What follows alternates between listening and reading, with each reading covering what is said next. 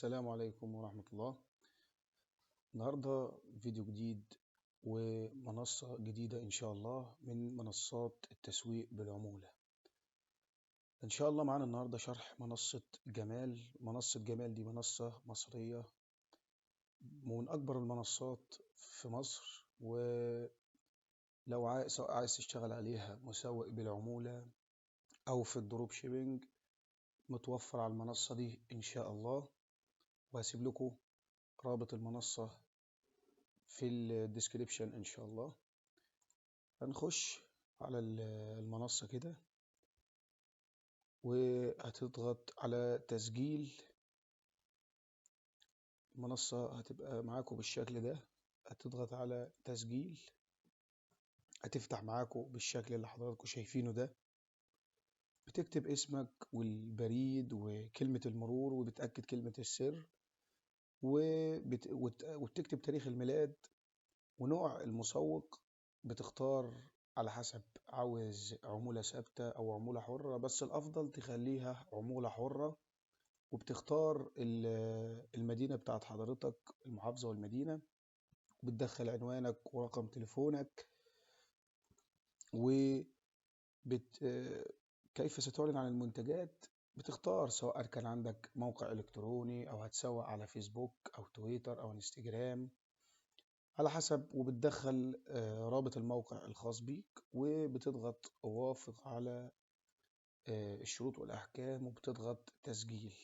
بعد ما بتضغط تسجيل المنصة بتفتح مع حضرتك بالشكل اللي حضراتكم شايفينه ده. بتفتح عندك المنصة، بتخش على لوحة التحكم، بتبقى بالمنظر ده. لوحة التحكم دي بيبقى فيها كل حاجة، الطلبات والتقارير والدفع. نخش كده على الدفع. بتخش على الدفع متاح فودافون كاش وتحويل بريدي. فودافون كاش بتدخل رقم التليفون الخاص بيك وبتدوس على رقم التليفون الخاص بيك.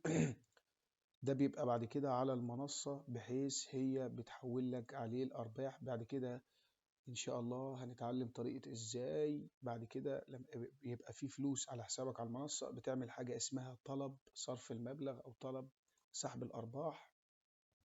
بتتواصل مع الدعم الفني للمنصة وبتديهم رقم المحفظة وهم بيحولوا لك الارباح. بنخش نشوف نشوف المنتجات المتاحة. السعر ده بيبقى سعر الجملة ليك او سعر الشراء ليك انت. طبعا احنا مختارين نوع التسويق عمولة حرة مش عمولة ثابتة. عمولة حرة يعني، ولنفترض سعر المنتج ده 350 جنيه ليك انت. 350 جنيه. حضرتك بعت ب400 او 500، بعد 350 دي ارباحك انت، زائد ان المنصة هي اللي بتتكفل بالشحن وبتتكفل بالتواصل مع العميل لغاية ما المنتج يروح لبيت او لحد باب العميل، وتستلم الشركة الفلوس من العميل وبتنزل لك على حسابك على المنصة. زي برضو منصة تاجر شرحتها قبل كده في فيديو، وهسيب لكم رابط الفيديو ان شاء الله في الديسكريبشن برضو اسفل الفيديو. ولنفترض هتخش عايز مثلا على المنتج ده، بتضغط على تفاصيل، بتخش تشوف تفاصيل المنتج والصور والمقاس والحاجات. وعايز مثلا تنزل الصور الخاصة بالمنتج وكل تفاصيل المنتج، بتضغط على تحميل، بينزل لك مضغوط. نخش نشوف.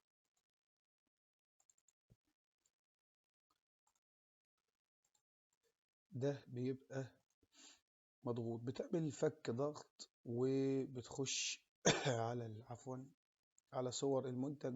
بيبقى معاك متاح الصور بتاعة المنتج بينزل مع المنتج ملف او ملفين PDF، دول بيبقى فيهم المعلومات بتاعة المنتج زي ما هنشوف. بيبقى متاح اسم المنتج والوصف. ونشوف الملف التاني.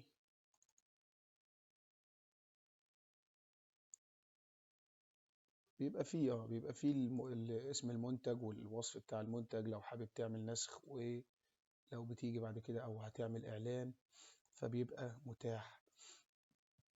الرقم التعريفي ده بيبقى عبارة عن رقم تعريفك انت او رقمك انت على المنصة، لان كل تاجر على المنصة بيبقى ليه رقم.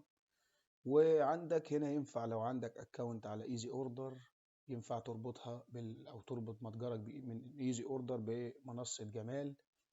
وعاملين لك برضو كورس صغير تعرف ازاي تبتدي. نخش على خانة البائعين. البائعين دي بتوريك المتاجر او البراندات اللي حاطة ملابسها او منتجاتها على المتجر، وانت حضرتك اللي بتسوق للمنتجات دي. زي ما حضرتك شايف على البائعين، وبيبقى مكتوب كل تحت كل متجر عدد المنتجات اللي هو حاططها. نخش مرة تانية على لوحة التحكم. هنا في الخانة الرئيسية بيبقى المنتجات الأكثر مبيعا أو المنتجات اللي بتتباع كتير عفوا، وأحدث المنتجات المضافة أو المنتجات اللي لسه متضافة على المنصة. زي ما حضراتكم شايفين. وطبعا التقارير دي بيديك تقاريرك أو عدد أوردراتك، بيديك تفاصيل عن شغلك، عملت كام أوردر في الشهر ده، أرباحك قد إيه، الأرباح المستلمة، أرباحك المستحقة، لو في أوردرات طلعت ولسه الأرباح ما نزلتش، أو في أرباح على المنصة بتتكتب لك. بتشوف كل حاجة هنا، بتديك تقاريرك.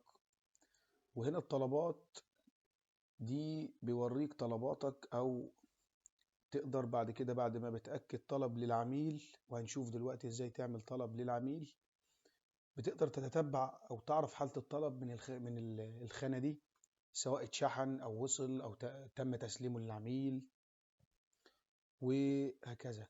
تعمل طلب ازاي للعميل؟ بتخش على المنتجات وبتضغط اضف طلب او التفاصيل،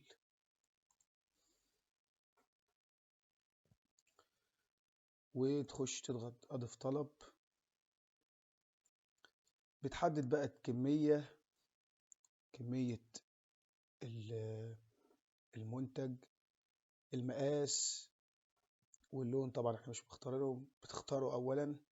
وسعر الشراء، سعر الشراء المنتج اللي انت هتاخده اللي هو 350 عفوا. لو بصيت تحت عمولتك صفر. طب لو خليناها 400 هتبقى العمولة 50 جنيه. زي ما قلت لك قبل كده، فوق سعر المنتج كل ده بتاعك انت. وانت بتسجل مختار عمولة حرة، لان انت على حسب ما هتبيع.